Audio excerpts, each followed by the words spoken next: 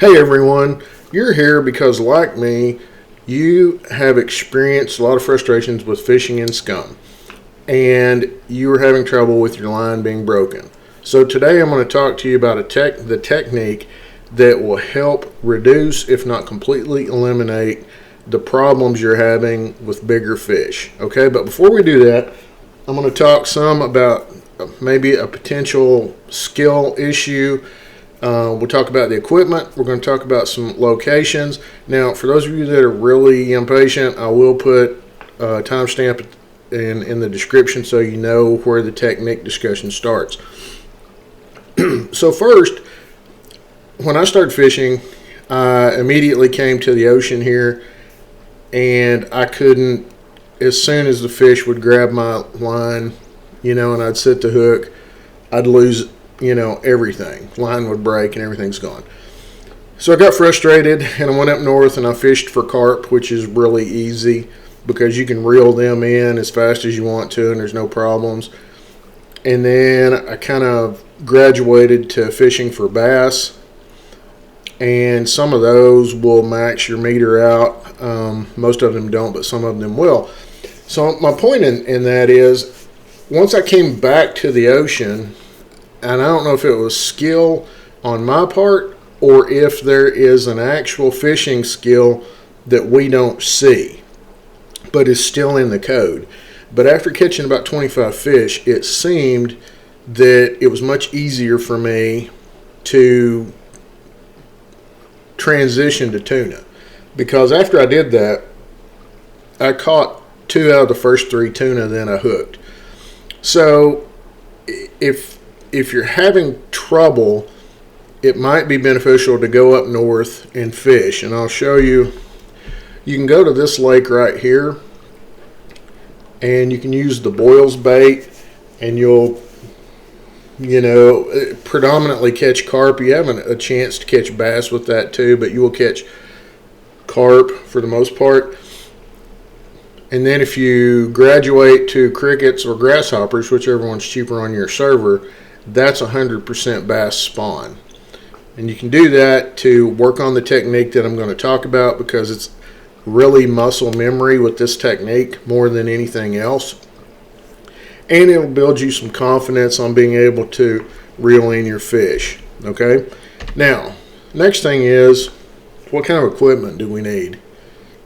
You need a fishing rod. Okay? You need the pro reel. You need the thick line. I'm using a double hook because either I found this package or I bought the wrong hooks.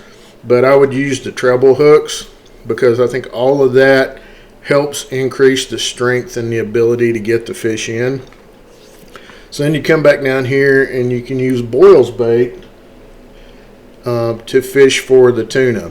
Okay?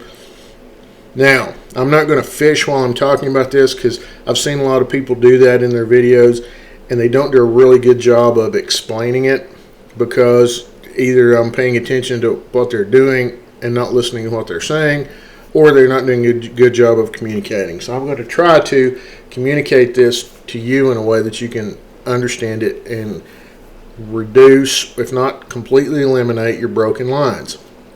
Okay, so when you're going to cast out into the water, okay, and you know that as soon as the bobber goes down, you left click to set the hook. Okay, now with the tuna and the boils bait is 100% tuna in this water. I think I maybe already said that, but anyway, once you set the hook, immediately with a tuna, your meter is going to peg at the top and it's going to go red.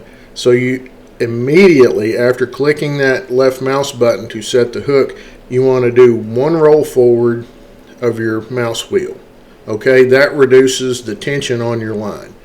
But if you freeze up and don't do anything else, it's immediately or shortly thereafter going to go back to max tension, because the tuna is going to run when you essentially give it its head and release the tension.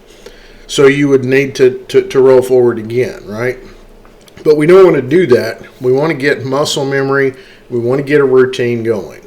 So once you set the hook, roll the mouse button forward to release tension, immediately hit shift and roll it back down, okay, or back toward you.